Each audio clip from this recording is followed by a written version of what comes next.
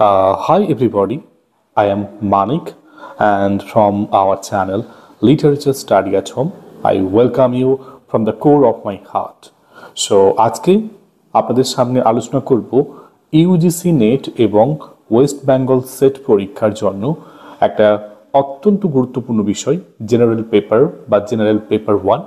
ওই পেপার 1 এর একটি অত্যন্ত প্রাথমিক পর্যায়ের একটি ইউনিট যেটাকে আমরা অনেক পরেই আলোচনা করছি, তা হচ্ছে টিচিং অ্যাপটিটিউড।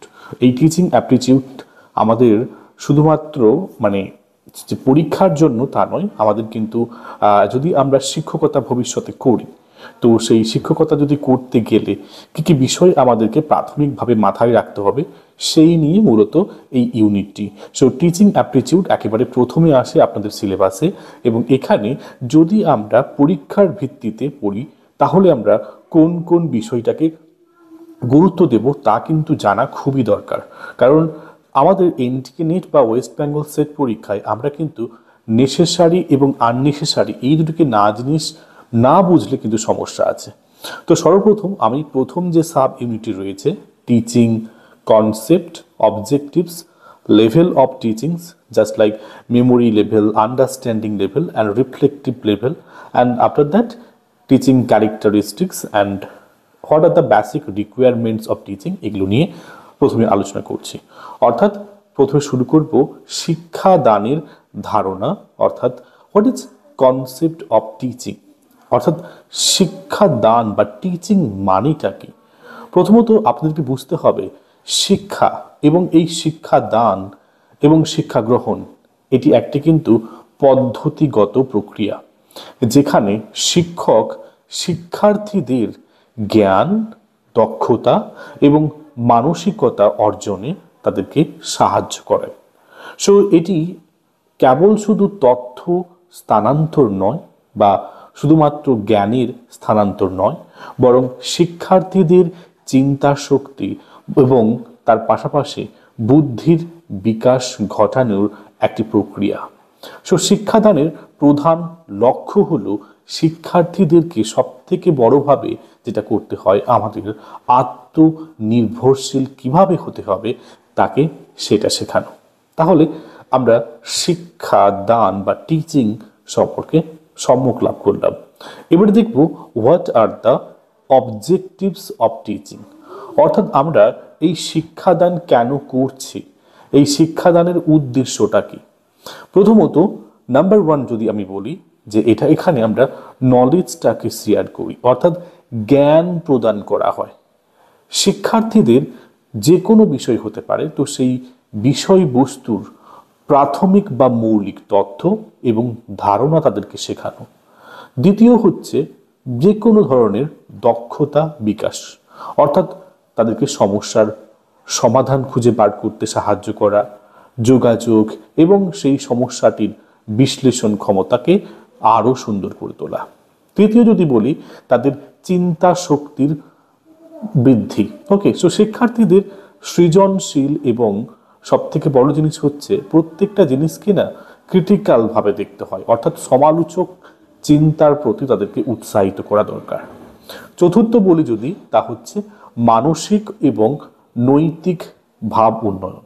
তো আমরা একজন সামাজিক এবং সাংস্কৃতিক প্রাণী এবং আমাদের কিছু নৈতিকতা, নৈতিক মান রয়েছে, তা কিন্তু শেখাতে হবে বা শিখতে হবে। আর সব থেকে শেষে যদি বলি নতুন কিছু না উদ্ভাবনের ক্ষমতা। তো শিক্ষার্থীদের নিজস্ব জ্ঞান উদ্ভাবন বা আবিষ্কার করার কিন্তু সক্ষমতা ডেভেলপ করতে হবে।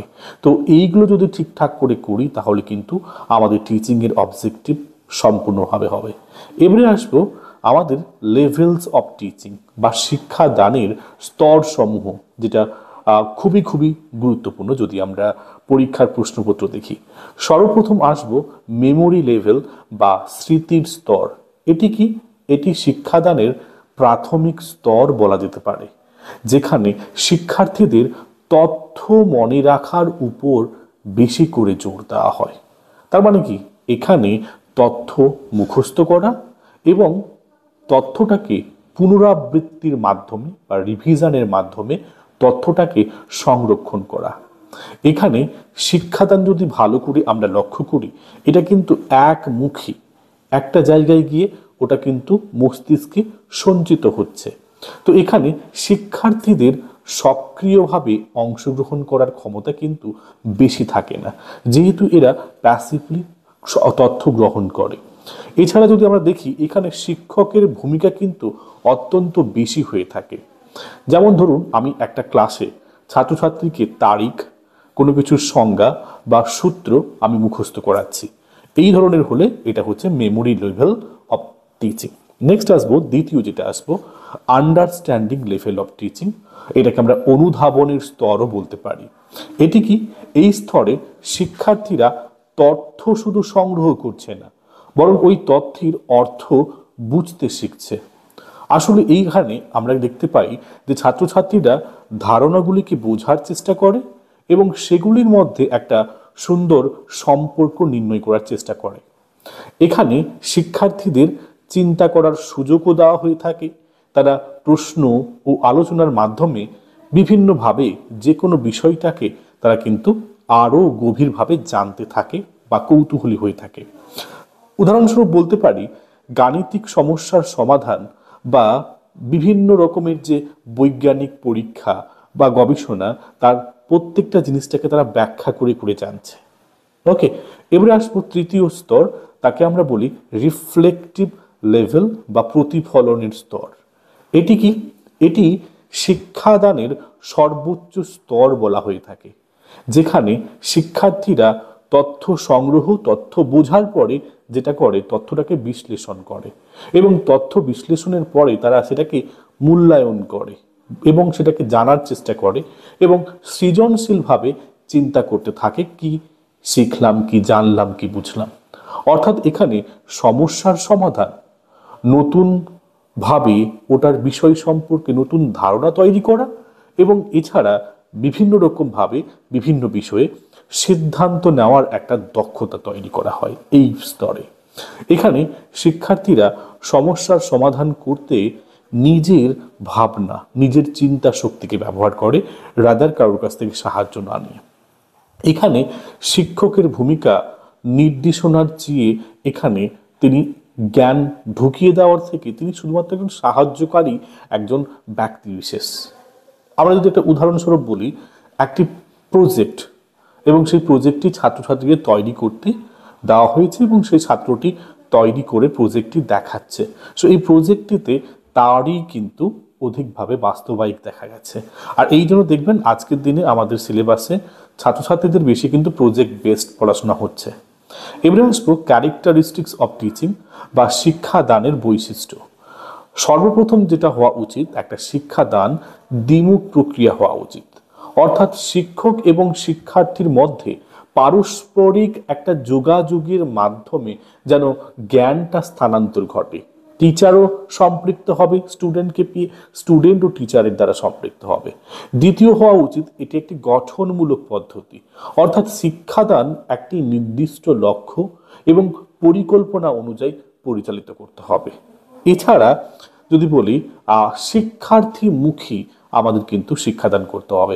অর্থাৎ আমাদেরকে বুঝতে হবে যে শিক্ষার্থীদের প্রয়োজনটা কি, তাদের আগ্রহ এবং সক্ষমতা কতটা পারবে তারা, সেই রকম করে ভিত্তি করে আমাদের শিক্ষাদানের পদ্ধতিকে নির্ধারিত করা উচিত।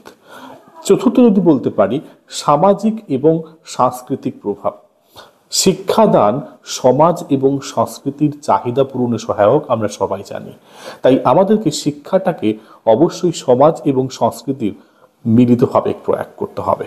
যদি বলি চতুর্থ গেল, পঞ্চম হচ্ছে শিক্ষা ব্যবস্থা অবশ্যই গতিশীল প্রক্রিয়া করতে হবে।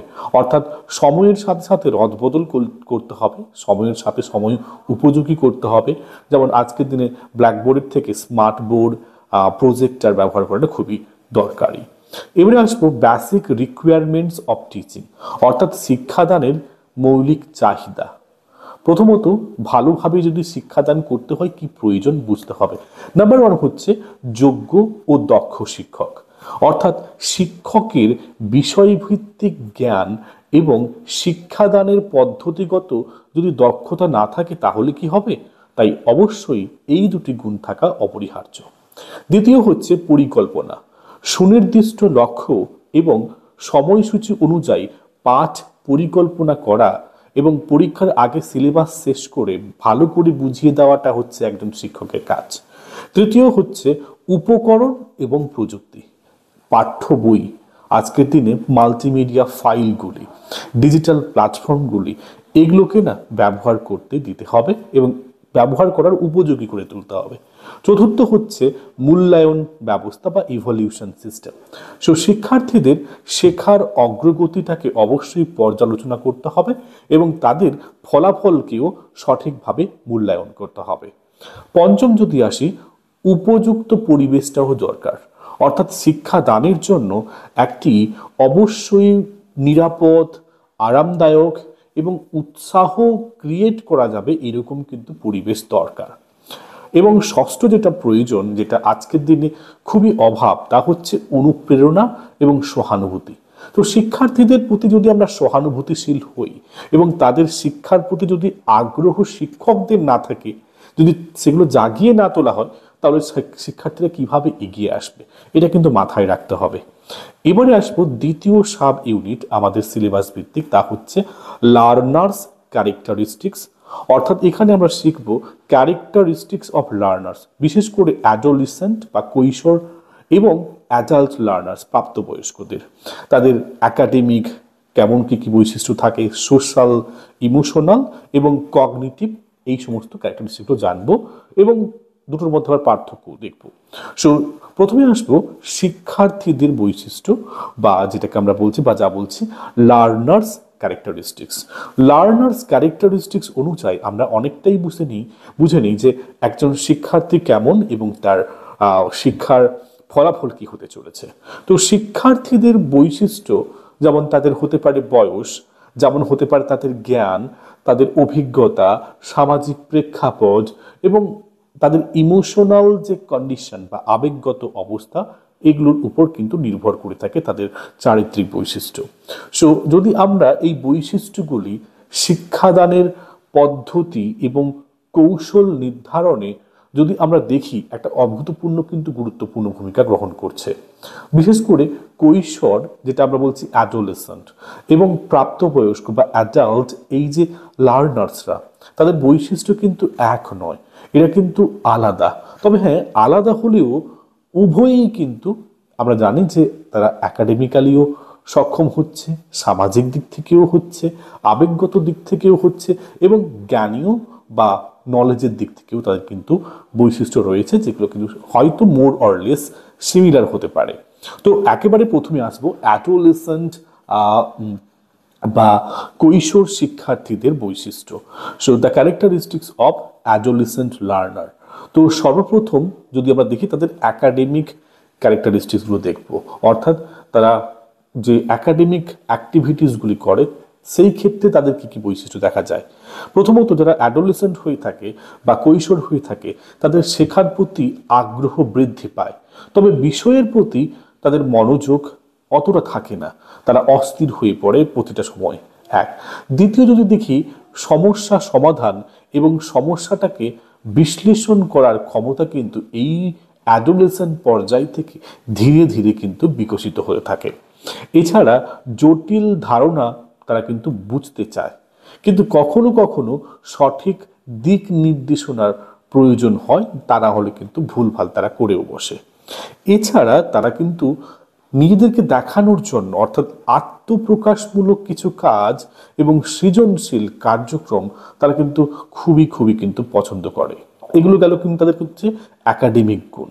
এবারে যদি দেখি এই অ্যাডোলেসেন্ট লার্নার, তাদের যদি সামাজিক গুণ বা সোশ্যাল ক্যারেক্টারিস্টিক দেখব এই অ্যাডোলেসেন্টরা তারা কিন্তু খুবই মিশুকে হয়, তারা বন্ধুত্ব এবং সামাজিক গ্রহণযোগ্যতার উপর কিন্তু বেশি মনোযোগ দিয়ে থাকে। এছাড়া তারা সহপাঠীদের সঙ্গে সহযোগিতামূলক কার্যক্রমে কিন্তু অংশগ্রহণ করতে অধিকভাবে পছন্দ করে। এদের মধ্যে ওই হিংসে ভাব, কম্পিটিশন ভাবটা অতটা থাকে না। এছাড়া যদি বলা যেতে পারে যে সামাজিক যোগাযোগ দক্ষতা উন্নয়নের দিকে কিন্তু তাদের মনোযোগও সৃষ্টি করছে। এছাড়া যদি আমরা দেখি যে প্রভাবিত হওয়ার অর্থাৎ সবার কাছে নাম কুড়োনোর একটা বেশি কিন্তু একটা প্রবণতা থাকে। তো এক প্রকার সবার মধ্যে একটা নিজেকে বেশি ভালো করে দেখানোর একটা জেদ একটা কাজ করে। তো এগুলো গেল কিন্তু আমরা যদি বলি যে সোশ্যাল কোয়ালিটিজ। নেক্সট আসবো ইমোশনাল ক্যারেক্টারিস্টিক্স বা আবেগগত বৈশিষ্ট্য। তো যারা কৈশোর হয়ে থাকে তাদের মধ্যে কিন্তু আবেগ কিন্তু স্থিতিশীল নয়, একটু অস্থিতিশীল বলা যেতেই পারে। কখনো কখনো তারা আনন্দিত হয়ে থাকে, আবার মাঝে মধ্যে তাই দেখা যায় যে একটু হতাশগ্রস্ত। এছাড়া তারা কিন্তু এদের মধ্যে একটা আত্মসম্মানের অনুভূতি বেশ থাকে এবং এগুলো কিন্তু তারা কিন্তু খুবইভাবে সেন্সিটিভ বা সংবেদনশীল বলা যেতে পারে। এছাড়া আবেগ প্রকাশে কখনো কিন্তু অতিরিক্ত বেশি করেই যেন তারা ঝাঁপিয়ে পড়ে, একটা বেশি একটা প্রতিক্রিয়া, ওভার রিয়াকশন তাদের কাছ থেকে হয়েও যেতে পারে। এছাড়া চ্যালেঞ্জিং যখন তারা পরিস্থিতির সম্মুখীন হয় তখন কিন্তু ওই কিভাবে কোপ আপ করতে হয় তাদের কিন্তু মেন্টালি ফিটও করে তোলে। তো সেই অর্থে আমাদের বুঝতে হবে যে এই ক্যারেক্টারিস্টিক্সটিও কিন্তু খুবই জরুরি অ্যাডোলেসেন্টের মধ্যে। এছাড়া যদি চতুর্থ দিকে দেখি তা হচ্ছে কগনিটিভ ক্যারেক্টারিস্টিক্স বা আমরা তাকে বলি জ্ঞানীয় বৈশিষ্ট্য। যুক্তি এবং যুক্তিগত চিন্তা শক্তি বিকাশের কিন্তু ধাপ ঘটে যদি আমরা দেখি একটা অ্যাডোলেসেন্টের মধ্যে এই কোয়ালিটি থাকে। এছাড়া অ্যাডোলেসেন্টদের মধ্যে এই চরিত্র বা চারিত্রিক বৈশিষ্ট্য থাকলে তাদের চিন্তা সেটাকে কিন্তু সুচারুভাবে গঠনমূলক করে থাকে এবং তারা খুব ক্রিটিক্যালি অ্যানালিসিস করতে পারে। এছাড়া দীর্ঘমেয়াদী পরিকল্পনা এবং বিভিন্ন রকম প্রজেক্ট বা বিভিন্ন বিষয়ে তার লক্ষ্য নির্ধারণে কিন্তু অনেকটা সাহায্যকারী হয়ে থাকে। এছাড়া লেখার পদ্ধতি সম্পর্কে সচেতনতা বৃদ্ধি পায় ইত্যাদি। কিন্তু এই অ্যাডোলেসেন্ট এই যে ফেজগুলিকে যদি দেখি তাহলে কিন্তু আমরা এই চারটি ফেজে এই বিষয়গুলিকে লক্ষ্য করে থাকি। এবারে যদি আমরা দেখি অ্যাডাল্ট লার্নার বা প্রাপ্তবয়স্ক শিক্ষার্থী, তাদের যদি বৈশিষ্ট্য দেখি এরা একই রকম নাকি ডিফারেন্ট এটা কিন্তু বুঝতে হবে। প্রথমে সে একই রকম ভাবে প্রথমে ওদের একাডেমিক ক্যারেক্টারিস্টিকগুলি আগে দেখবো। একাডেমিক বা যা মানে কি বলবো শিক্ষাগত যে সমস্ত চারিত্রিক বৈশিষ্ট্য, প্রথমত এরা কিন্তু অভিজ্ঞতা অনেক করে ফেলেছে, তাই এদের অভিজ্ঞতার মাধ্যমে শেখার প্রতি ঝোঁক থাকে। এছাড়া তারা বাস্তব জীবনের সমস্যার সমাধানে শেখার যে বিশেষ একটা আগ্রহ এবং সেটাকে বাস্তব জীবনে প্রয়োগ করার চেষ্টা করে। এছাড়া এই অ্যাডাল্ট লার্নাররা বা প্রাপ্তবয়স্ক শিক্ষার্থীরা তারা বিষয়বস্তু ভিত্তিক প্রাসঙ্গিকতা এবং প্রয়োগমূলক বা প্র্যাকটিক্যাল বেসড তারা কিন্তু ইভালুয়েট করতে বা মূল্যায়ন করতে চায়। এছাড়া এরা ম্যাক্সিমাম টাইম সেলফ এডুকেটেড, অর্থাৎ সেলফ এডুকেশনটাকে তারা বেশি করার চেষ্টা করে, অর্থাৎ নিজের মতো করে নির্দেশিতভাবে লেখার প্রতি শেখার প্রতি তাদের আগ্রহ থাকে। এবারে আসবো এখানে এদের ওই সোশ্যাল ক্যারেক্টারিস্টিক্স অর্থাৎ অ্যাডাল্টদের সামাজিক বৈশিষ্ট্যগুলি কী কী। প্রথমত দলগত কার্যক্রমে অংশগ্রহণ করতে পারে এবং এখানে ব্যক্তিগত স্বাধীনতাকে বেশি মূল্য দিয়ে থাকে। এই সমস্ত যারা অ্যাডাল্ট লার্নার হয়ে থাকে তাহলে মেনলি কার্যক্রমে অংশগ্রহণ করতে পারে, তবে ব্যক্তিগত স্বাধীনতাকে কিন্তু বেশি এরা গুরুত্ব দেয়। এছাড়া পেশাগত এবং পারিবারিক দায়িত্বের কারণে এদের কিন্তু শেখার সময়সীমা কিন্তু সীমাবদ্ধ থাকতে পারে, তারা বেশি কিছু শিখতে পারে না। ওকে, যেহেতু তারা কিন্তু ফ্যামিলিতে ইনভলভড। ওকে, এছাড়া বিভিন্ন সামাজিক অভিজ্ঞতা কারণে শেখার প্রক্রিয়ায় কিন্তু তাদের ক্ষেত্রে অনেক সময় কিন্তু হেল্পফুলও হয়ে থাকে। বিভিন্ন বয়স এবং সামাজিক স্তরের মানুষের মধ্যে একটা যোগাযোগ স্থাপন ঘটে। তো এটা একটা মানে কি বলবো আকস্মিক থেকে একটা বেশ ভালো একটা পরিবর্তন বলা যেতে পারে। এছাড়া যদি দেখি অ্যাডাল্টদের মধ্যে ইমোশনাল ক্যারেক্টারিস্টিক্স কি থাকে, অর্থাৎ এদের মধ্যে কি কোনো আবেগীয় কোনো চারিত্রিক বৈশিষ্ট্য আছে অ্যাডাল্ট লার্নারদের মধ্যে? অবশ্যই এরা কিন্তু আবেগীয় দিক থেকে স্থির, এরা ফ্লাকচুয়েট করে না এবং এদের মধ্যে একটা সেলফ যে ডিটারমিনেশন এটার কিন্তু ক্ষমতা এদের কিন্তু অনেক বেশি।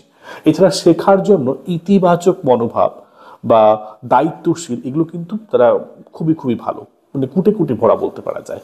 এছাড়া ব্যর্থতার ভয় বা ইতিপূর্বে ব্যর্থ হওয়ার অভিজ্ঞতা এগুলো কিন্তু একটা বড় কাজ করে, কারণ এই সময় সব কিন্তু মাথায় ঘোরে। তো এগুলোকে কিন্তু অ্যাভয়েড করা উচিত। এছাড়া যদি আমরা বলি যে মানসিক সান্ত্বনা এবং তাদেরকে অবশ্যই অনুপ্রেরণা দিতে হয়। এরা যেহেতু একটা ফেজ পেরিয়ে এসেছে, পড়াশোনার ফেজ, তাই তাদেরকে অনুপ্রেরণা দেওয়াটা খুবই জরুরি। তো এবার যদি দেখি যে কগনিটিভ ক্যারেক্টারিস্টিক্সগুলি কী কী, অর্থাৎ বৌদ্ধিক বৈশিষ্ট্যগুলি কী কী। তো এখানে যদি আমরা একটু লক্ষ্য করে দেখি যে শেখার ক্ষেত্রে যৌক্তিকতা এবং বিশ্লেষণ উন্নত বা ক্ষমতাকে উন্নত করে থাকে। এছাড়া মানে এদের মধ্যে কিন্তু এই যে কগনিটিভ স্টেপটা কিন্তু অনেকটা মানে কি বলবো ব্যালেন্সড, অনেকটা ম্যাচিওর, তাই না? তাই এদের কিন্তু অনেক পূর্ব অভিজ্ঞতা এবং তাদের অনেক জ্ঞান রয়েছে। তাই এগুলোকে কিন্তু মাধ্যমে তারা ইউজ করে নতুন পরিস্থিতিকে ট্যাকল করতে পারে। এছাড়া এদের যে এই যে শিক্ষাটা অনেকটা কিন্তু দীর্ঘমেয়াদী হয়ে থাকে এবং এরা শেখার প্রক্রিয়াটাকে কিন্তু এত সুন্দরভাবে পালন করে এবং প্রতিশ্রুতিবদ্ধভাবে করে, সুচারুভাবে তারা কিন্তু মেনটেন করতেও পারে। এছাড়া যদি বলি যে চিন্তা শক্তি এদের কিন্তু একটু অ্যাডোলেসেন্টের থেকে আলাদা, কারণ এরা কিন্তু বাস্তববাদী, বাস্তবমুখী এবং কার্যকর সিদ্ধান্ত নেওয়ার জন্য তারা কিন্তু যথেষ্ট ক্ষমতা রাখে।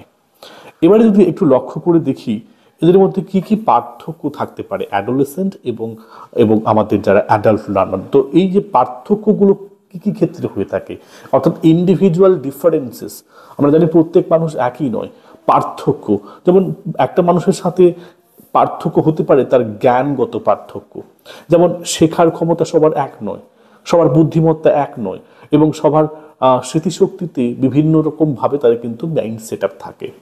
এছাড়া যদি বলি আবেগগত পার্থক্য, দেখুন আমার আবেগ আপনার আবেগ একই না হতে পারে। তো এছাড়া আবেগ নিয়ন্ত্রণ, অনুভূতির প্রকাশ, মানসিক চাপ মোকাবিলার ক্ষমতা, এগুলো সবকিছু কিন্তু অত্যন্ত গুরুত্বপূর্ণ। এছাড়া যদি আসে দেখি যে সামাজিক পার্থক্যও হতে পারে, যেমন ধরুন ব্যক্তিত্ব, পারিবারিক পটভূমি এবং সামাজিক আচরণ, এগুলো কিন্তু ভিন্ন ভিন্ন হয়ে থাকে। শারীরিক পার্থক্য, যেমন শারীরিক সক্ষমতা, মানুষের চোখ, কান, এগুলো সংবেদনশীলতা, এগুলো প্রত্যেকে আলাদা হয়ে থাকে। এছাড়া সাংস্কৃতিক পার্থক্য, যদি ভারতবর্ষে দেখেন, এমনকি পশ্চিমবঙ্গ রাজ্যের মধ্যেও দেখেন, ধর্ম, সংস্কৃতি এবং সামাজিক মূল্যবোধ এগুলো কিন্তু একই হয়ে থাকে না, যার কারণে কিন্তু আমাদের ক্যারেক্টারিস্টিক্সগুলো কিন্তু আলাদাই। তাই এখানে সব থেকে জরুরি অ্যাডোলেসেন্ট বা অ্যাডাল্ট লার্নার হলেও এগুলো কিন্তু আমাদের জানতে হবে। এবারে তৃতীয় যে সাব ইউনিটটা রয়েছে বেশ গুরুত্বপূর্ণ, এখানে কিন্তু দেখানো হচ্ছে ফ্যাক্টরসগুলো অ্যাফেক্টিং যেগুলো কাজ করছে teaching related to teacher, learner, supported material, instructional facilities, learning environment and institution. কি বললো অ্যাকচুয়ালি? তো শিক্ষাদানের উপর প্রভাব বিস্তারকারী উপাদান, যেমন শিক্ষক, শিক্ষার্থী এবং তাছাড়া কিছু সহায়ককারী উপাদান। ওকে, সো পাঠদানের এগুলো কিন্তু মানে সুবিধা করে থাকে, শেখার পরিবেশ তৈরি করে থাকে, প্রতিষ্ঠানের সম্পর্কিত বিভিন্ন বিষয় নিয়ে তারা কিন্তু এখানে আলোচনা করেছে। তো প্রথমে আমরা দেখব কোন কোন ফ্যাক্টরগুলি যেগুলি টিচার সম্পর্কিত। তো শিক্ষকদের ব্যক্তিগত এবং পেশাগত দক্ষতা শিক্ষাদানের বা শিক্ষাদান করার সময় তার কোয়ালিটি বা গুণটাকে উল্লেখযোগ্যভাবে প্রভাবিত করে। তো সেই ক্ষেত্রে দেখব প্রথমে আসবো শিক্ষার্থীদের, বিশেষ করে শিক্ষকের ব্যক্তিগত বৈশিষ্ট্য, যেমন হচ্ছে জ্ঞান, এগুলো কিন্তু ফ্যাক্টর সবার একই রকম নাও হতে পারে, যোগ্যতা এবং অভিজ্ঞতা। এছাড়া শিক্ষকের ব্যক্তিত্ব, শিক্ষকের ধৈর্য এবং শ্রদ্ধাশীল মনোভাব, এছাড়া যদি যোগাযোগের দক্ষতা এবং শিক্ষার্থীদের সঙ্গে যে সম্পর্ক, এগুলো কিন্তু বলা যেতে পারে যে ব্যক্তিগত ক্যারেক্টারিস্টিক্স অফ এ টিচার। এবারে আসবো পেশাগত দক্ষতা বা রিলেটেড টু দ্য প্রফেশন। পাঠ, যেমন আমি টিচার একজন, তো একটা পাঠ বা পাঠক বিষয়টাকে পরিকল্পনা করা বা সেই পাঠটিকে সুন্দরভাবে উপস্থাপনা করা। তো আমি যদি টিচার হই আমি অবশ্যই এগুলো থাকা দরকার। এছাড়া আমাকে জানতেও হবে শেখার কৌশল এবং পদ্ধতিগত সম্পর্কে জ্ঞান দেওয়া। আধুনিক প্রযুক্তি এবং আজকের দিনে যে কম্পিউটারাইজড যে সমস্ত টুল আসছে, সফটওয়্যার আসছে, সেগুলো ব্যবহার করার সক্ষমতা রাখতে হবে।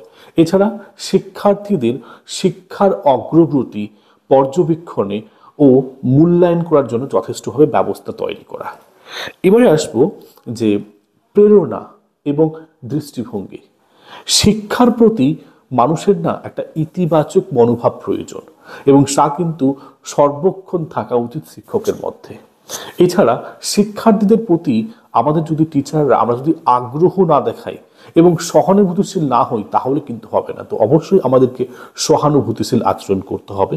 এছাড়া শিক্ষার ক্ষেত্রে উদ্ভাবনী কৌশলের যে রয়েছে, কৌশলগুলিকে যে আমরা অ্যাডাপ্ট করব সেগুলো সম্পর্কে আমাদের কিন্তু অবশ্যই ইচ্ছা থাকা উচিত।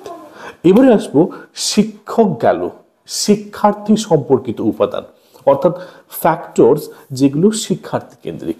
প্রথমত হচ্ছে শিক্ষার্থীর বয়স হতে পারে, শিক্ষার্থীর অভিজ্ঞতা হতে পারে এবং আগ্রহ হতে পারে। তো একে একে আসবো শিক্ষাদানের প্রভাবক হিসাবে কাজ করে থাকে আমাদের কিন্তু এমন কিছু জিনিস, যেমন হচ্ছে নাম্বার 1 হচ্ছে বয়স এবং জ্ঞানের স্তর। আমরা এখানে শিক্ষার্থীদের বয়স এবং শেখার স্তর অনুযায়ী আমাদের কিন্তু পাঠ্য বিষয়টাকে নির্বাচিত করতে হয়। এছাড়া আমাদেরকে প্রাথমিক, মধ্যম বা উচ্চ স্তরের শিক্ষার্থী অনুযায়ী আমাদের শেখার পদ্ধতিটাকেও তৈরি করতে হয়। পাঠ চলাকালীন মনোযোগের স্তর, এছাড়া শিক্ষার গতি এবং শিক্ষার যদি শৈলী ব্যাখ্যা করি, শেখার গতি এবং শিক্ষার্থীর ব্যক্তিগত পদ্ধতি। তো এক্ষেত্রে কিছু শিক্ষার্থী চাক্ষুষভাবে পদ্ধতিতে শেখে, আবার কেউ বা শ্রবণ শক্তিতে শেখে, বা আবার কেউ বা এক্সপিরিয়েন্স করে শেখে। এরপরে আসবো প্রেরণা বা অনুপ্রেরণা এবং আত্মবিশ্বাস, এটা আমাদের ছাত্রছাত্রীদের কি করছে। সো শিক্ষার্থীরা বা শিক্ষার্থী শিক্ষার জন্য কতটা উৎসাহী, শিক্ষার প্রতি তাদের যে মনোভাবটা কেমন, ইতিবাচক নাকি নেতিবাচক, এবং তাদের আত্মবিশ্বাস সম্পর্কে জানার একটা ডিপ কৌতূহল এখানে আমরা দেখতে পেয়ে থাকি। এছাড়া আসবো এবারে এই ইউনিটটাতে রয়েছে সহায়ক কিছু উপকরণ এবং সেগুলি কিভাবে টিচিংটাকে সম্পর্কিত করেছে তা আমাদের বুঝতে হবে। তো প্রথমে আসবো যে আমাদের যে মেটেরিয়ালগুলো ব্যবহার করি সেই টিচিং মেটেরিয়ালটা কেমন হওয়া উচিত। প্রথমত আসবো তার গুণমান এবং প্রাসঙ্গিকতা। অবশ্যই আমরা যে টিচিং ক্ষেত্রে ব্যবহার করি পাঠ্য বই, নোট এবং মাল্টিমিডিয়া উপকরণ, সেগুলো কতটা গুণমানযুক্ত তা জানতে হবে। এছাড়া উপকরণের বিষয়বস্তুর সাথে কিভাবে পাঠ পরিকল্পনা করব তাও কিন্তু জানতে হয়। এছাড়া নেক্সট যেটা আসবো যে ভালো আমরা যদি কি করি একটা শিক্ষা ব্যবস্থাকে দাঁড় করাতে চাই তাহলে কি কি ফ্যাক্টর আর লাগতে পারে, যেমন হচ্ছে প্রযুক্তির ব্যবহার। আজকের দিনে আধুনিক প্রযুক্তি চলে এসছে, যেমন স্মার্ট বোর্ড, প্রজেক্টর, কম্পিউটার এবং ইন্টারনেট।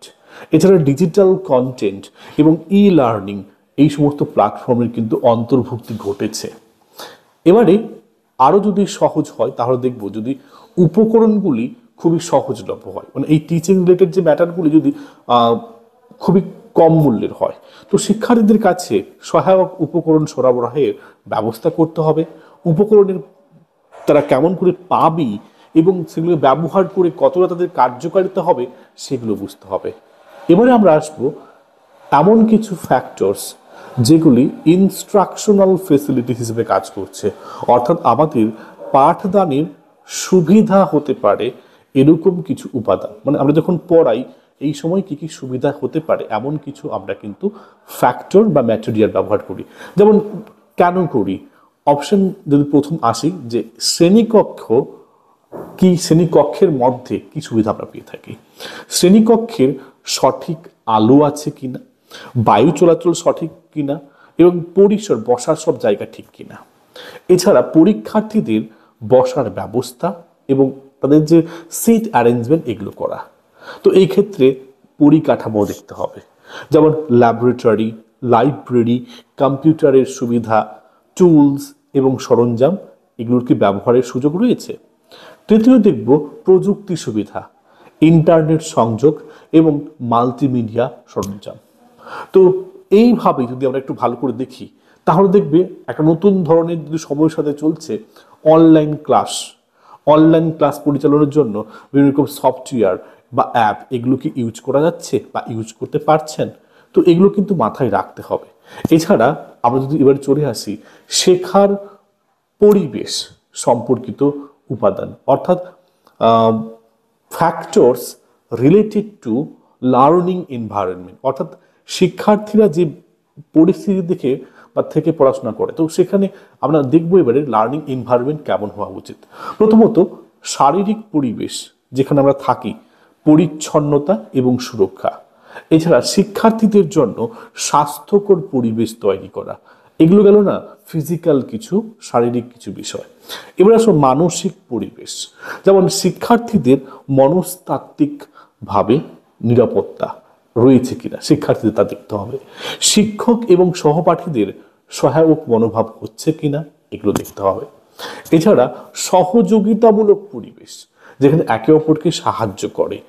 এখানে কি হয়, দলগত কার্যক্রম এবং দলগত শেখার পরিবেশটা থাকে। তাহলে যদি একটু ভালোভাবে দেখি যে শিক্ষার্থীদের মধ্যে সহযোগিতার সম্পর্ক একটা কিন্তু নিগুড়ভাবে রয়েছে।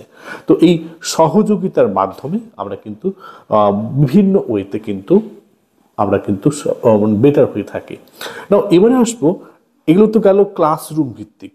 এবারে আসবো এমন কিছু বিষয় বা ফ্যাক্টরস যেগুলো প্রতিষ্ঠানকে নিয়ে বা যে বিশেষ জায়গায় আপনারা পড়াশোনা করছেন। হতে পারে এখানে কি হতে পারে, যেমন নীতি এবং পরিকল্পনা। এক্ষেত্রে প্রতিষ্ঠানের ক্ষেত্রে শিক্ষার উদ্দেশ্য, শিক্ষাদানের লক্ষ্য, প্রতিষ্ঠানের মান কেমন এবং সেখানে কর্মসংস্কৃতি কি, এইসব কিছু। খ আসবো বা দ্বিতীয় যদি আসি, পরিচালনা এবং প্রশাসন। দেখুন, একটা জিনিস শুধু ছেড়ে দিলে হয় না, দক্ষ প্রশাসনিক ব্যবস্থা প্রয়োজন, পরিকল্পনা প্রয়োজন। এছাড়া শিক্ষকদের এবং শিক্ষার্থীদের জন্য উপযুক্ত নীতি আনা। এছাড়া যদি আসবো সম্পদ এবং আর্থিক সহায়তা, যদি পর্যাপ্ত তহবিল এবং শিক্ষার জন্য প্রয়োজনীয় সরঞ্জাম যদি সঠিকভাবে থাকে তাহলে কিন্তু দরকার নেই, তাহলে কিন্তু হয়তো এরকম ভাবে আমাদের কিন্তু সাফার করতে হবে না। প্রতিষ্ঠান দ্বারা শিক্ষকদের প্রশিক্ষণের ব্যবস্থা, প্রতিষ্ঠান ভিত্তিক শিক্ষকদেরকে শিক্ষা দেওয়ার ব্যবস্থা, সম্পর্ক এবং সমন্বয় পরবর্তী। তো এখানে শিক্ষক, শিক্ষার্থী এবং প্রশাসন বা ইনস্টিটিউশনের মধ্যে একটা অবিচ্ছেদ্য একটা মিলন বা সমন্বয় প্রয়োজন। স্থানীয় সম্প্রদায় এবং পিতামাতার সঙ্গে কি হচ্ছে সম্পর্ক, এইসব কিছু কিন্তু আসে এখান থেকে। তো এখানে আমরা যদি দেখি শিক্ষক কেন্দ্রিক ও শিক্ষার্থী কেন্দ্রিক ওকে পদ্ধতির মধ্যে একটা পার্থক্য রয়েছে। অফলাইন ও অনলাইন পদ্ধতির বৈশিষ্ট্য, এগুলো নিয়েও কিন্তু সাময়িকভাবে যথেষ্টভাবে আমাদের কনসেন্ট্রেট করে আলোচনা করতে হবে। এবং তারপরে ধীরে ধীরে আমরা আলোচনা করবো সোয়ামপ্রভা, মুক্স, এই সমস্ত অনলাইন প্ল্যাটফর্মগুলো নিয়ে। Okay, so now come to the point. এবারে আমরা বিশেষ করে জানার চেষ্টা করব যে কিভাবে বা এই বিশেষ করে যে শিক্ষক কেন্দ্রিক শিক্ষা কেমন, আবার শিক্ষার্থী কেন্দ্রিক এই শিক্ষা কেমন। তো এই পদ্ধতিগুলোকে একে একে জানবো। প্রথমে আসবো শিক্ষক কেন্দ্রিক পদ্ধতি কি কি, অর্থাৎ যেগুলো শিক্ষক বা টিচার রিলেটেড, অর্থাৎ টিচার সেন্টার্ড কিছু মেথড থাকে। তো সেই মেথডগুলিকে আমরা টিচার সেন্টার যেগুলো রয়েছে প্রথমে এক এক করে আসবো। সর্বপ্রথম আসবো সংজ্ঞা বা এগুলো এই টিচার সেন্টার মানেটা কি অ্যাকচুয়ালি বুঝতে হবে। যে শিক্ষক এই পদ্ধতিতে শিক্ষার তিনি কিন্তু প্রধান কেন্দ্র। টিচার সেন্টার মানে টিচার চালাবে এবং সেক্ষেত্রে তিনিই হচ্ছেন সিদ্ধান্ত গ্রহণকারী। এখানে শিক্ষার্থীরা সাধারণত প্যাসিভ লিসেনার বা কি বলবো নিষ্ক্রিয় শ্রোতার মতো ভূমিকা গ্রহণ করে। তো একটু এক্সাম্পল দিই, ক্লিয়ার করতে পারবেন। যেমন এখানে বক্তৃতা পদ্ধতি, লেকচার মেথড। নেক্সট যদি আসি ডেমনস্ট্রেশন, ব্যাখ্যা করছি আমি, প্রদর্শনী ব্যাখ্যা করছি। তো এগুলো না কি বলবো, সেখানে আমাদের ইনভলভমেন্টটা আমরা কিন্তু দেখতে পাই যে বলছেন তার থেকেই বেশি। গঠন পদ্ধতি বা রিসার্চ মেথড এসব ক্ষেত্রে। তো এবারে যদি আমরা ভালো করে দেখি যে এই যে বিশেষভাবে আমরা কিন্তু টিচার সেন্টারে কিভাবে বা কেমন করে আমরা কিন্তু একটা বিষয়টাকে ডিল করি। তো এখানে শিক্ষকের অভিজ্ঞতা ও জ্ঞান এগুলো কিন্তু টিচার সেন্টারে কিন্তু খুবই কিন্তু প্রয়োজনীয়। সো টিচার সেন্টার হওয়া মানে এগুলো কিন্তু মাথায় রাখতে হবে। তো এখানে শিক্ষকের অভিজ্ঞতা ও জ্ঞান শিক্ষার কিন্তু মূল উৎস। এছাড়া টিচার সেন্টার তো তাই এটা কিন্তু সময়ের সাশ্রয় করায়। এছাড়া এখানে বৃহৎ শ্রেণীকক্ষ ব্যবস্থার জন্য কিন্তু উপযোগী হয়ে থাকে। এখানে শিক্ষার্থীর সক্রিয় অংশগ্রহণ কম, যেহেতু টিচার সেন্টার। সুবিধা কি, এখানে একাধিক শিক্ষার্থীকে একসাথে পড়ানো যায়। এবং এখানে বিষয়বস্তুর কিন্তু গভীর ব্যাখ্যা করাও সম্ভব। তবে হ্যাঁ, অসুবিধা এখানেও আছে। শিক্ষার্থীদের তাদের ক্রিটিক্যাল বা সমালোচনামূলক চিন্তা ভাবনা এবং সৃজনশীলতার এখানে কিন্তু সুযোগ থাকে না। এবার আর কি হতে পারে, ব্যক্তিগত চাহিদা কখনো উপেক্ষিত করা যায় না। তো এগুলো গেল কিন্তু শিক্ষক কেন্দ্রিক। নাও আসবো শিক্ষার্থী কেন্দ্রিক পদ্ধতি বা লার্নার সেন্টার্ড মেথডস। তো এখানে শিক্ষার্থী শিক্ষার কেন্দ্রে থাকে এবং শিক্ষক সেখানে শুধুমাত্র হেল্প করে, সহায়কের ভূমিকা পালন করে। তো শিক্ষার্থীরা তাদের শেখার প্রক্রিয়ায় সক্রিয়ভাবে শুধুমাত্র অংশগ্রহণ করে থাকে শিক্ষার্থীরা। এবারে আসবো উদাহরণ কি হতে পারে, যেমন দলীয় আলোচনা বা গ্রুপ ডিসকাশন। এটি কিন্তু এমন একটা যেখানে স্টুডেন্টরাই বেশি অ্যাক্টিভ। সমস্যা ভিত্তিক লেখা অর্থাৎ প্রবলেম বেসড লার্নিং, প্রকল্প ভিত্তিক পদ্ধতি যেখানে প্রজেক্ট বেসড লার্নিং এর কথা বলা হচ্ছে। ওকে, এবারে যদি একটু ভালো করে লক্ষ্য করে দেখা যায় যে শিক্ষার্থীদের এখানে কিন্তু সর্বদা কিন্তু সক্রিয় একটা পার্টিসিপেশনের একটা ইচ্ছে থাকে। তাদের মধ্যে একটা সৃজনশীলতা বা ক্রিয়েটিভিটি এবং স্বাধীন চিন্তা ভাবনা উৎসাহিত হয়। তারা কেস স্টাডি করে, রোল প্লে এবং প্র্যাকটিক্যাল অ্যাপ্রোচ ব্যবহার করে থাকে। তো যদি আমরা এগুলোকে ফলো করার চেষ্টা করি তাহলে বুঝতে পারবো যে শিক্ষার্থীদের মেন্টালিটি কেমন। শিক্ষার্থীদের জন্য উপযুক্ত শিক্ষা ব্যবস্থা করতে হবে, সমালোচনামূলক চিন্তা ও সমস্যা সমাধানের দক্ষতা বিকাশ করতে হবে। এইসব কিন্তু হয়ে থাকে সুবিধা এগুলো। কিন্তু যদি অসুবিধার দিকে আসি, যে এই লার্নার সেন্টার্ড হলে কি সবসময় কি সুবিধা? না, এখানে কিন্তু সময় ও সম্পদের প্রয়োজনটা বেশি, যেহেতু টিচার্স এখানে ইনভলভ থাকছে না। এখানে বড় শ্রেণীকক্ষে কার্যকর হওয়া কিন্তু খুবই কঠিন। একটা ছোট্ট এলাকায়, ছোট্ট জায়গায় যতটা সম্ভব, বিস্তৃত এলাকায় কিন্তু খুবই ডিফিকাল্ট। এবারে আসবো অনলাইন পদ্ধতির প্ল্যাটফর্ম সমূহ কি কি। এই যে একটু আগে বললাম যে অনলাইন প্ল্যাটফর্মগুলি সরকার থেকে নেওয়াও হচ্ছে যাতে করে আমাদের শিক্ষাটাকে উচ্চ পর্যায়ে নিয়ে যায়। প্রথম আসবো সোয়াম, SWAYAM। সো এর পুরো নাম হচ্ছে study webs of active learning for young aspiring minds. তো ভারত সরকারের উদ্যোগে হয়েছিল এটা, এবং এছাড়া বিশ্ববিদ্যালয় মঞ্জুরি কমিশন ইউজিসি এবং AICTE দ্বারা এটা কিন্তু পরিচালিত। এখানে বিনামূল্যে অনলাইন কোর্স সরবরাহ, শিক্ষার্থীদের জন্য ক্রেডিট স্থানান্তরের সুযোগ রয়েছে। নেক্সট আসবো সোয়াম প্রভা। এখানে 34টি DTH চ্যানেলের মাধ্যমে শিক্ষামূলক কন্টেন্ট সারাদিনে 4 বার রিপিট টেলিকাস্ট করা হয়। সো সারা দেশের জন্য 24 ঘন্টা এবং সপ্তাহের 7 দিন শিক্ষামূলক সম্প্রচার। সো ইন্টারনেট ছাড়াই এখানে কিন্তু শিক্ষার সুযোগ কিন্তু রয়েছে। ওকে, এখানে কিন্তু ইন্টারনেট না হলেও টিভি চ্যানেলের মাধ্যমে হচ্ছে। নেক্সট আছে মুক্স বা ম্যাসিভ ওপেন অনলাইন কোর্সেস। সারা বিশ্বে এই ব্যবহৃত হয়ে থাকে মুক্সটাকে। সো এখানে কোর্সেরা, EDX এর মতো প্ল্যাটফর্ম রয়েছে। আন্তর্জাতিক মানের শিক্ষা সার্টিফিকেশন প্রদান দেওয়া এগুলো কিন্তু হয়ে থাকে এই বিশেষ করে কিন্তু অনলাইন ক্ষেত্রে। তাই অনলাইন ক্ষেত্রে অনেক সুবিধা আবার অনেক কিন্তু খারাপ রয়েছে। ওকে, তো অনেকটা ফ্লেক্সিবল সেখানে, কিন্তু অফলাইনে কিন্তু অতটা ফ্লেক্সিবল নয়। এবারে আসবো টিচিং সাপোর্ট সিস্টেম, অর্থাৎ ট্র্যাডিশনাল কী কী টিচিং সাপোর্ট ইউজ করা হতো, মেটেরিয়াল, মডার্নি এবং ICT বেসড বা ICT ইনেবল কী করছে। তো শিক্ষাদানের গুণগত মান উন্নত করতে হলে বিভিন্ন ধরনের সহায়ক ব্যবস্থা কিন্তু গ্রহণ করতে হবে, আমরা জানি। সো এই ব্যবস্থা সময়ের পরিবর্তনের সঙ্গে সঙ্গে বিকশিতও হচ্ছে।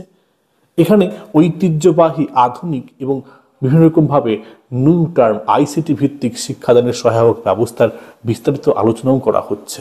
ওকে, এবারে আসবো একে একে করে। প্রথমত যে ট্র্যাডিশনাল টিচিং সাপোর্ট মেটেরিয়াল, অর্থাৎ প্রথাগত যেগুলো ব্যবহার করে আসছি আমরা, মূলত ট্র্যাডিশনাল যেগুলো আমরা ঘরে আনাচে কানাচে দেখতে পাই। তো এই ক্ষেত্রে মানে এই যদি বলি শিক্ষার প্রাথমিক ধাপগুলোকে এগুলো কিন্তু ব্যবহার করা হয়ে থাকে এবং পদ্ধতিগুলিকে ঐতিহ্যবাহী ব্যবহৃত ব্যবস্থা বলা হয়ে থাকে।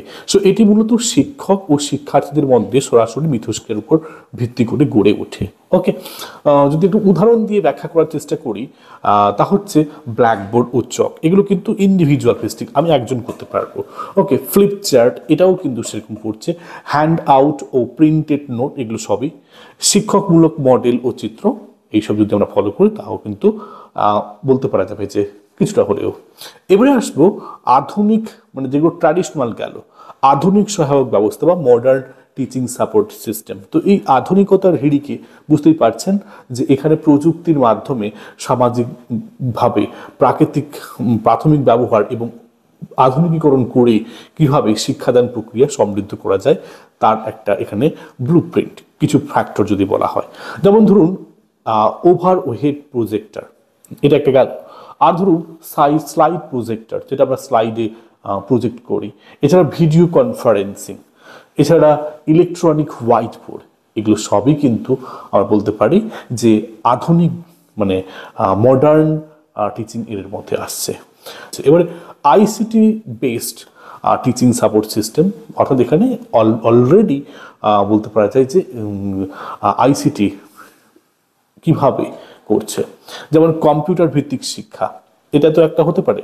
তারপরে project or multimedia, online platform যেমন হচ্ছে সোয়াম ব্যবহার করা, কোর্সেরা থেকে কোর্স করা, গুগল ক্লাসরুম, ই লাইব্রেরি, ডেটাবেস, এগুলো সবই। ভার্চুয়াল রিয়ালিটি ও অগমেন্টেড রিয়ালিটি, এগুলো সবই কিন্তু রয়েছে। পরবর্তী বিষয় হচ্ছে ইভালুয়েশন সিস্টেম, অর্থাৎ মূল্যায়ন পদ্ধতি। এই মূল্যায়ন পদ্ধতি শিক্ষা ব্যবস্থার একটি অত্যন্ত গুরুত্বপূর্ণ দিক।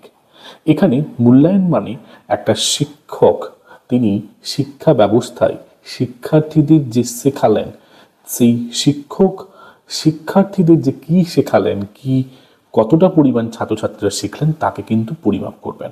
তাই হচ্ছে ইভালুয়েশন সিস্টেম। প্রথমে আসবো টাইপস অফ ইভালুয়েশন বা মূল্যায়নের প্রকার। মূল্যায়নের প্রকার বিভিন্ন ধরনের হতে পারে। প্রথমে আসবো ফর্মেটিভ বা নিরীক্ষণমূলক মূল্যায়ন। শিক্ষাদানের সময় শিক্ষা বা শিক্ষকের প্রথম প্রয়াস হচ্ছে যে শিক্ষার্থীদের অগ্রগতি কতটা হচ্ছে তিনি পর্যবেক্ষণ করবেন। তো এই জন্য তিনি যদি ক্লাস টেস্ট নেন বা কুইজ নেন, এগুলো হচ্ছে ফর্মেটিভ ইভালুয়েশন। দ্বিতীয় আসবো যেটা হচ্ছে সামেটিভ ইভালুয়েশন। শিক্ষাবর্ষ বা কোনো কোর্স তার শেষে শিক্ষার্থীদের সামগ্রিক জ্ঞান পরিমাপ করছে, এটা শেষে হচ্ছে, যেমন হচ্ছে সেমিস্টারের পরীক্ষা।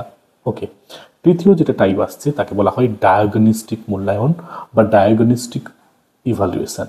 এখানে শিক্ষার্থীদের কোনো বিষয়ে দুর্বলতা, কোনো বিষয়ে সমস্যা, সেগুলোকে চিহ্নিত করা হচ্ছে। যেমন ধরুন কোনো একটা বিশেষ বিষয়ের ছাত্রছাত্রীদের না পারাটাকে তাকে শিখিয়ে দেওয়ার চেষ্টা করা হচ্ছে, সেটাকে খোঁজা হচ্ছে কোনটা পারে না এবং সেটাকে ডিল করা হচ্ছে। চতুর্থ হচ্ছে ক্রাইটেরিয়া রেফারেন্সড ইভালুয়েশন, অর্থাৎ মান যাচাইমূলক মূল্যায়ন।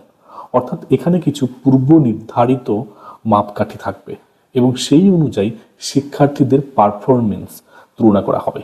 ওকে, এছাড়া রয়েছে নর্ম রেফারেন্সড ইভালুয়েশন, মানে কি শিক্ষার্থীদের পারফরমেন্সকে অন্যান্য শিক্ষার্থীর সাথে এখানে তুলনা করা হয়ে থাকে। এই গেল টাইপ। এবারে আসবো সিবিসিএস বা choice based credit systems. CBCS উচ্চ শিক্ষায় শিক্ষার্থীদের জন্য একটি ফ্লেক্সিবল এবং মডিউলার পদ্ধতির শিক্ষা প্রদান করে। এর মূল্যায়ন পদ্ধতি অত্যন্ত গুরুত্বপূর্ণ এবং আমরা এখানে যে সমস্ত দিকগুলো নিয়ে বেশি দেখতে পাই তা হচ্ছে শিক্ষার্থীদের প্রতি বিশেষ করে এখানে বিভিন্ন বিষয়ের জন্য নির্ধারিত ক্রেডিট পয়েন্ট অর্জন করতে হবে, এরকম কিছু সিস্টেম তৈরি করে। এবং মূলত এখানে অল দ্য ওয়ে কন্টিনিউয়াস একটা অ্যাসেসমেন্টের কথা বলে, অর্থাৎ এখানে ক্লাস পারফরমেন্স, ক্লাসে প্রেজেন্টেশন, অ্যাসাইনমেন্টের মাধ্যমে এখানে মূল্যায়ন হয়ে থাকে। তো সিবিসিএস কিন্তু একটা কন্টিনিউয়াস অ্যাসেসমেন্টটাকে ফলো করে। এছাড়া রয়েছে গ্রেডিং সিস্টেম। এখানে আমরা লেটার গ্রেডস এবং গ্রেড পয়েন্ট যেমন সিজিপিএ, এসজিপিএ এগুলো পেয়ে থাকি এবং এখানে সেমিস্টার ভিত্তিক পরীক্ষা হয়ে থাকে। নির্ধারিত সময়ে পরীক্ষা এখানে ধাপে ধাপে করা হয়ে থাকে, তাদের সিস্টেম এরকম রয়ে থাকে। এরপরে যদি আসি যে কম্পিউটার ভিত্তিক পরীক্ষা বা কম্পিউটার বেসড টিচিং। ওকে, সো টিচিং নয়, rather computer based testing. CBCS হচ্ছে একটা পরীক্ষা, মানে কি বলবো, ইভালুয়েশন একটা প্রক্রিয়া। ঠিক সেরকম হচ্ছে সিবিটি অর্থাৎ কম্পিউটার বেসড টেস্টিং। সো মূল্যায়নের এমন একটা পদ্ধতি যেখানে কম্পিউটার ব্যবহার করে পরীক্ষা গ্রহণ করা হয়, যেমন আপনাদের জন্য নেট পরীক্ষাটি হয়ে থাকে বা এনটিএ নেট যেটা নিয়ে থাকে। সো এক্ষেত্রে হতে পারে অনলাইন পরীক্ষা বা অনলাইন এক্সামিনেশন, হতে পারে এখানে এমসিকিউ ভিত্তিক টেস্ট, হতে পারে এখানে ভার্চুয়াল ল্যাব পরীক্ষা। সো এখানে কিন্তু বিভিন্ন টাইপ অফ অনলাইন মানে কম্পিউটার বেসড হতে পারে। তো এতে সুবিধাও রয়েছে, অসুবিধাও রয়েছে। প্রথমত এটা কিন্তু দ্রুত ফলাফলটাকে মানে প্রকাশ করতে সাহায্য করে, এবং প্রথমত যদি একটু প্রথম দিকে কস্ট বেয়ার করা হয়, কিন্তু এটা পরবর্তী সময়ে কিন্তু খুবই সহজলভ্য এবং অনেকটা মানে কি বলবো বেশি ব্যয় করতে হয় না। এখানে বড় সংখ্যক শিক্ষার্থীর মানে কোনো অসুবিধা হবে না, একসাথে মূল্যায়ন করা যেতে পারে। অসুবিধা কি, এই যে বললাম না প্রথম দিকে কিন্তু খুবই কস্টলি হয়ে থাকে, এবং এছাড়া এখানে প্রযুক্তিগত সমস্যার ঝুঁকিও থাকতে পারে, এবং টেকনিক্যাল যে সাপোর্টটাও একটা বড় একটা বাধা হতে পারে। এবারে যদি কিছু পয়েন্ট আমরা আলোচনা করি, যেমন হচ্ছে ইভালুয়েশন সিস্টেম। সো এই ইভালুয়েশন সিস্টেমের ক্ষেত্রে কি কি উদ্ভাবনী কি কি পদক্ষেপ নেওয়া হচ্ছে। মূল্যায়ন পদ্ধতিতে সময়ের সঙ্গে সঙ্গে বিভিন্ন উদ্ভাবনী পরিবর্তন আনা হয়েছে। যেমন প্রথমত হচ্ছে রুব্রিক ব্যবহার, নির্দিষ্ট মানদণ্ডের ভিত্তিতে পারফরমেন্সকে মূল্যায়ন করা হয়ে থাকে এই রুব্রিকের মাধ্যমে। এছাড়া ই পোর্টফোলিও, শিক্ষার্থীদের কাজ এবং অগ্রগতির জন্য ডিজিটাল রেকর্ড সৃষ্টি করা হয়েছে। যেমন হচ্ছে আপনাদের এবিসি আইডি তৈরি করা হচ্ছে, বলা হচ্ছে ওপেন বুক পরীক্ষা। এইসব কিন্তু আমরা বলতে পারি যে একটা ইনোভেটিভ একটা প্রসেস, এগুলো কিন্তু আসছে বা গ্রহণ করা হয়েছে ভারত সরকার থেকে উচ্চশিক্ষার ক্ষেত্রে। আশা করি এগুলো হচ্ছে আলোচনা আপনাদের বোঝাতে পেরেছি।